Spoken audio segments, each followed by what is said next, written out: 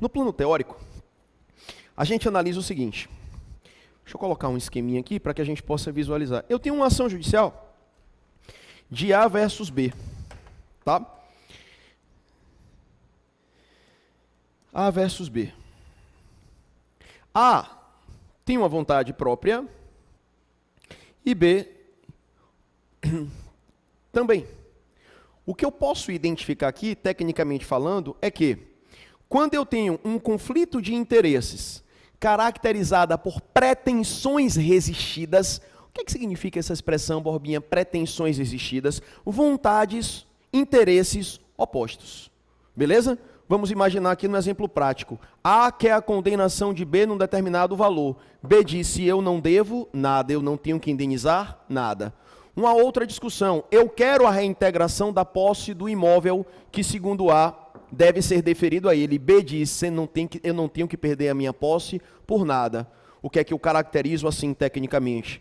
Eu tenho um conflito de interesses em razão de pretensões resistidas, de vontades opostas no processo. É justamente porque as vontades são opostas que o Poder Judiciário vai ter que agir para decidir. Não havendo conflito de interesses nesses termos, não havendo lide, inicialmente não há por que se falar em existência, em participação do Poder Judiciário. O que é lide nessa perspectiva? É quando eu tenho um conflito de interesses caracterizado por vontades opostas, por pretensão resistida de ambas as partes. E quando existe conflito de interesse, cada qual com o seu interesse, cada qual com sua vontade, cada qual com a sua ideia, alguém vai ter que solucionar. E esse alguém é o Poder Judiciário. Joia? Qual o detalhe? Como essa responsabilidade é do Poder Judiciário, o que é que vem a ser a substitutividade da jurisdição? Veja, quando o Judiciário decide o conflito, ele nada mais está fazendo do que substituindo a vontade das partes, retirando a vontade das partes, aplicando a chamada vontade da lei.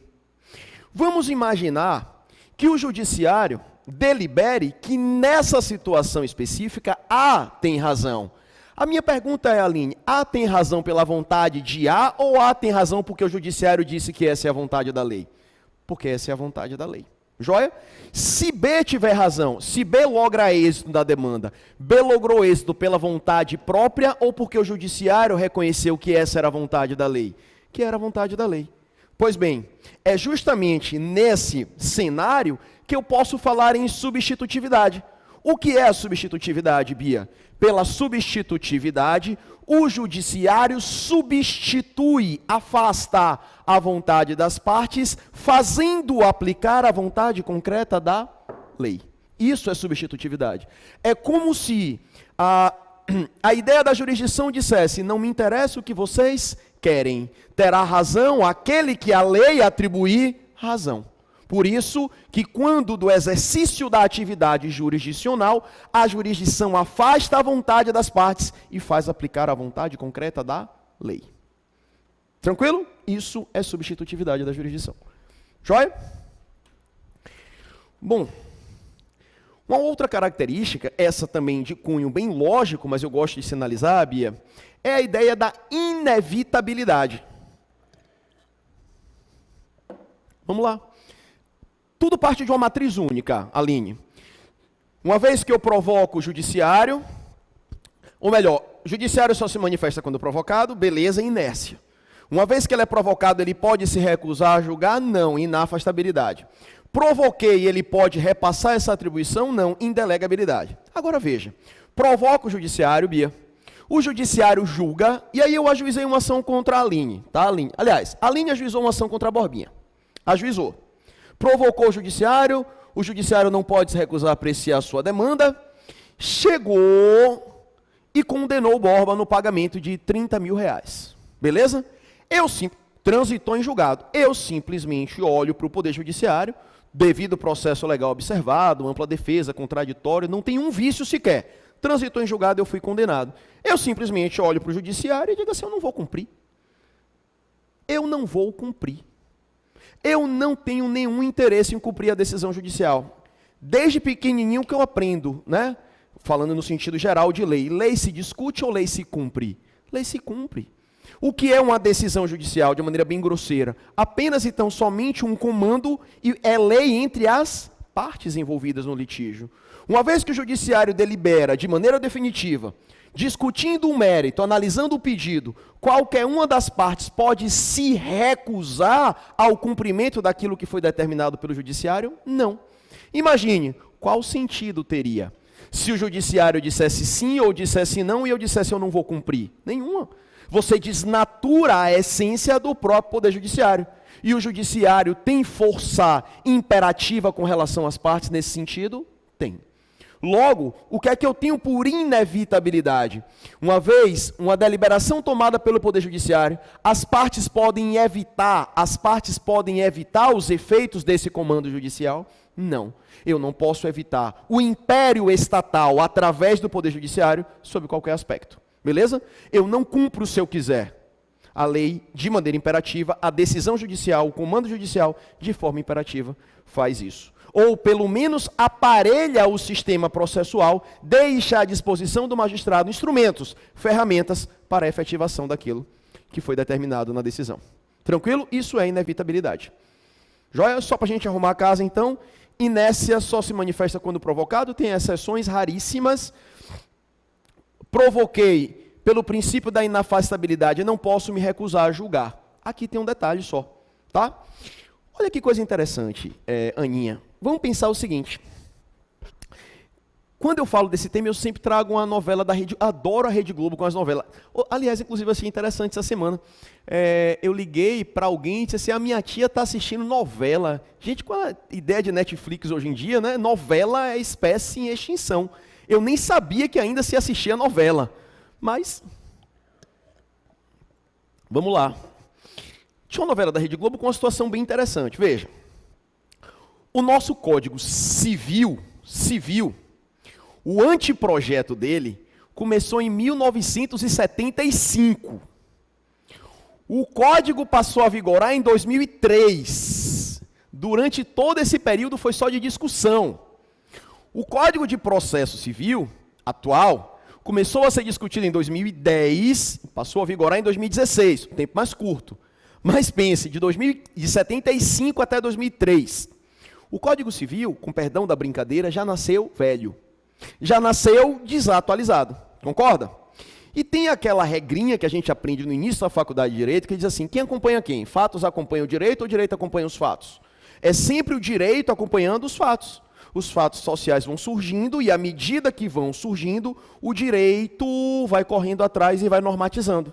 Quer ver um exemplo interessante disso aqui? Vocês já ouviram falar de multiparentalidade? O que é multiparentalidade? É a possibilidade de uma pessoa ter mais de uma mãe ou mais de um pai. Joia? E um exemplo clássico de multiparentalidade, vou trazer para vocês. Isso aconteceu comigo, inclusive. Pessoal,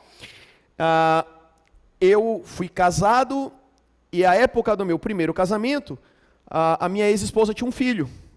Quando eu o conheci, ele tinha 6 anos. E eu criei esse filho, efetivamente, como se fosse meu filho mesmo, biológico, de fato.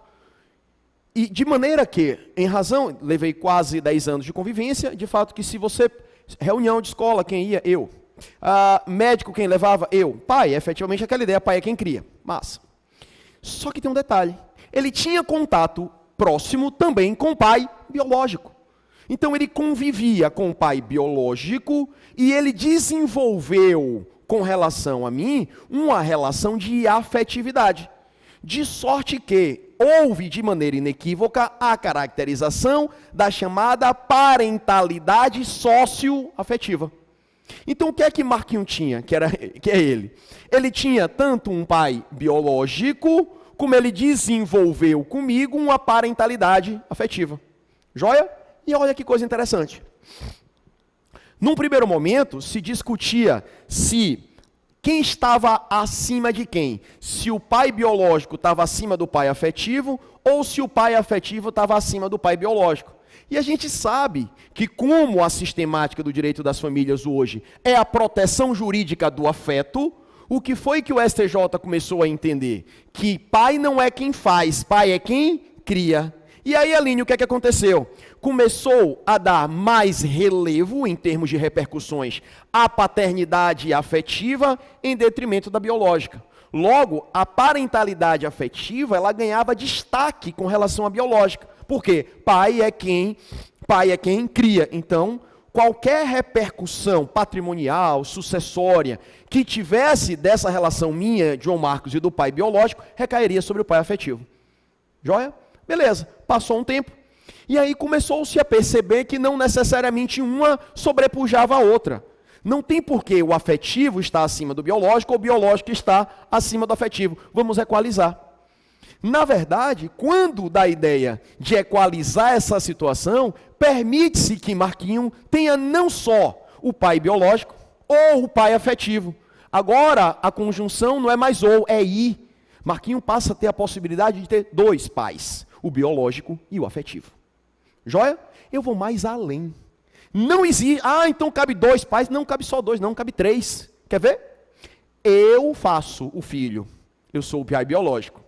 José Aras registrar, é o pai registral, beleza? E Danilo Santana cria, como se fosse filho. Eu tenho um pai biológico, eu tenho um pai registral, porque a certidão de nascimento está no nome de Aras, e eu tenho um pai afetivo, que é Danilo. Existe a possibilidade dessa caracterização de multiparentalidade? Existe. Um está acima do outro, registral, está todo mundo no mesmo patamar. Beleza? Mas essa é a realidade que a gente tem hoje. Olha o problema que eu tenho com relação à inafastabilidade da jurisdição. Todo mundo entendeu o contexto? Vamos lá. Olha o que é que pode surgir para vocês. Se Marquinho quiser propor uma ação de alimentos, nessa ideia de eu afetivo e o pai biológico, ele propõe contra quem? Os dois? Eu ganho R$1.000, o pai dele ganha 50 mil por mês. Os dois ou contra o biológico? Perceba. Eu morro e o pai também morre. Marquinho herda dos dois? Ou ele escolhe de quem ele quer herdar? O que eu estou trazendo para vocês? Aí a Aline, eu vi o pensamento de Aline. A Aline disse assim, não, Borba, é fácil. É só você abrir o Código Civil, que deve ter alguma coisa lá deliberando sobre isso. Não é isso, Aline? Não. E é justamente porque eu quero trazer, nesse contexto, a ideia da inafastabilidade da jurisdição. Eu tenho dois dispositivos. Um está lá, no meu tempo eu estudei como LIC, Lei de Introdução ao Código Civil, que agora já não é mais essa nomenclatura, mudou. A lei é a mesma, só mudou o nome, é a chamada Lei de Introdução às Normas do Direito Brasileiro. E lá no artigo 4º, está dito assim, quando a lei for omissa, o juiz decidirá com base na analogia, costumes e princípios gerais do direito. O Código de Processo Civil já diz assim, o juiz não se exime de despachar ou sentenciar alegando lacuna ou obscuridade da lei. Traduzindo, se eu levo esse problema da multiparentalidade ao judiciário, mesmo hoje, nesse presente momento, não tendo lei para dizer se são os dois, para dizer se é quem tem mais grana, para dizer se é o biológico, para dizer se é afetivo, mesmo não tendo lei, mesmo não tendo normatização, mesmo não tendo aquele norte legislativo que a gente está acostumado, o juiz vai ter que decidir. Por quê? Eu posso afastar, me recusar a julgar, alegando que não tem lei? Não, vai ter que julgar.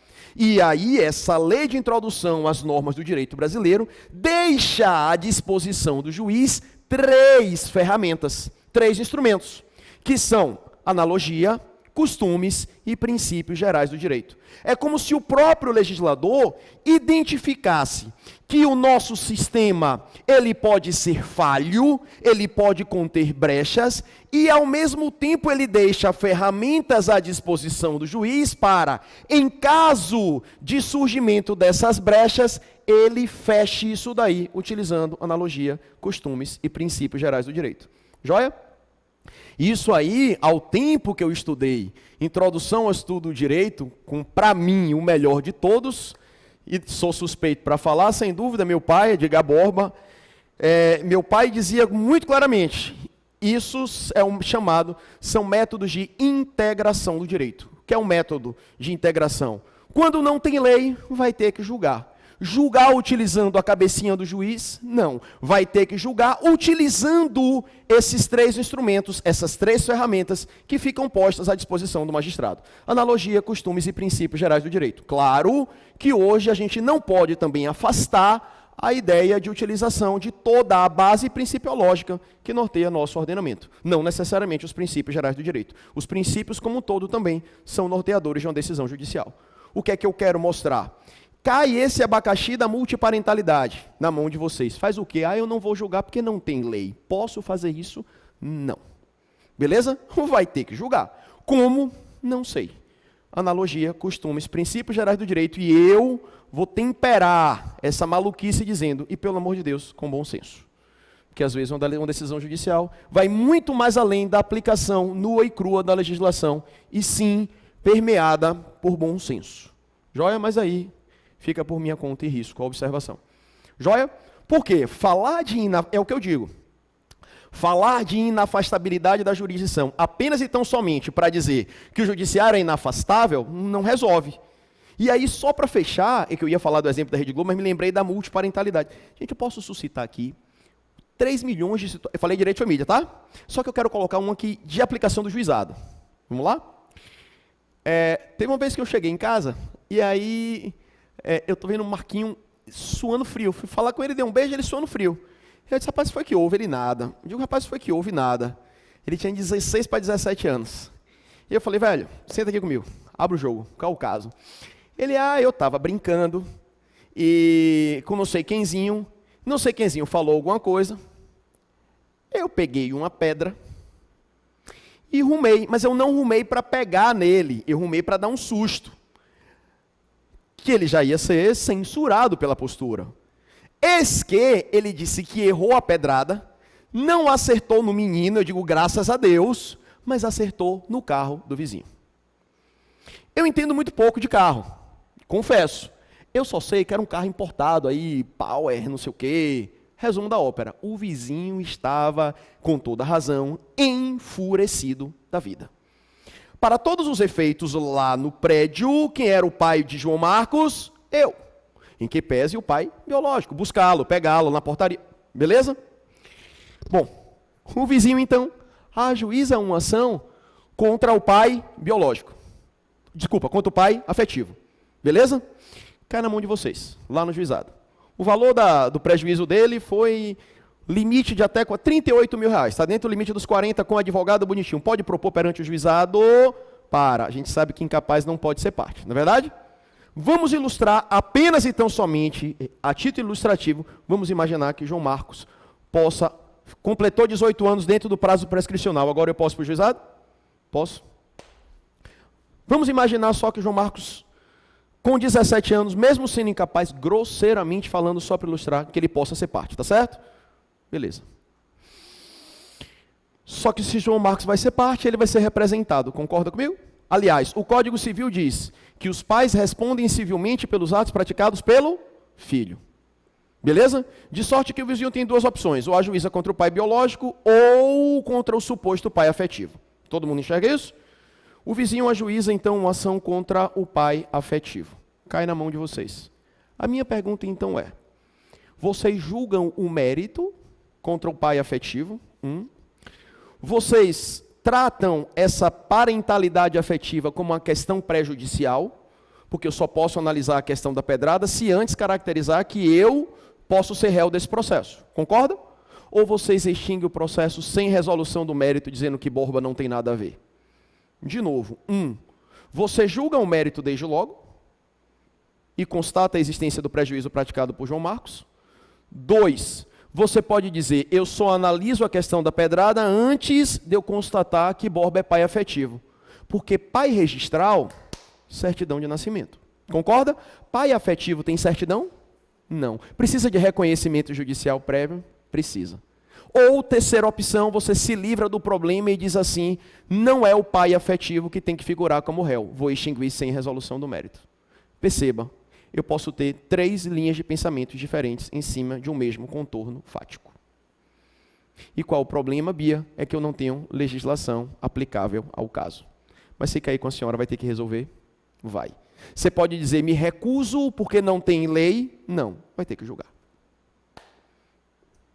Esse é o grande problema da inafastabilidade do ponto de vista prático. Beleza? Não dá simplesmente para falar de inafastabilidade, não pode se recusar. Beleza. E nesse contexto faz o quê? Joia? Na mesma linha, só vou inverter o raciocínio. Quantas e quantas vezes eu sou consultado por colegas, e aí vem o caso da Rede Globo. À época, um colega me ligou, ele não era advogado, era um caso fictício, mas ele tinha algo muito próximo, ele me ligou. Veja, se você abrir a nossa legislação civil, você não vai ver nada específico sobre barriga de aluguel. Olha a situação. Casal homoafetivo contrata uma mulher para gestar em nome deles um filho deles. Um pai afetivo, da relação homoafetiva faz a doação do material genético, joia?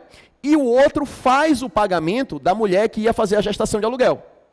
Joia? Eu e Aras. Eu faço a doação do material genético, Aras custeia toda a gestação no ventre de outra pessoa. Todo mundo entende? Maravilha.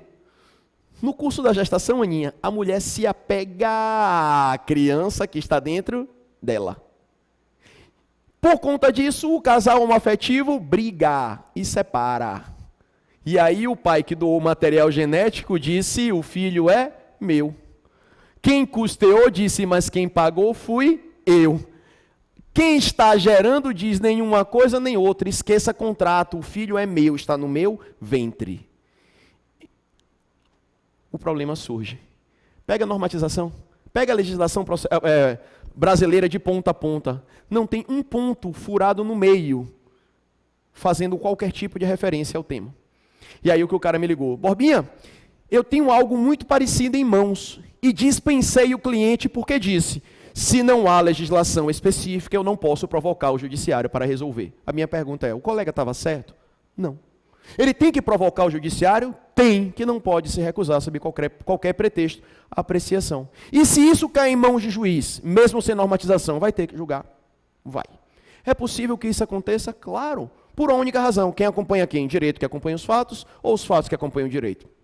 São os fatos que acompanham o direito. E a multiparentalidade é um exemplo clássico disso. A realidade, o contexto social se modifica a ponto de exigir uma específica deliberação normativa. Joia? Então, essa é a perspectiva que eu quero mostrar para vocês de inafastabilidade. Joia? Tem uma outra questão, Aninha, que eu quero falar com vocês,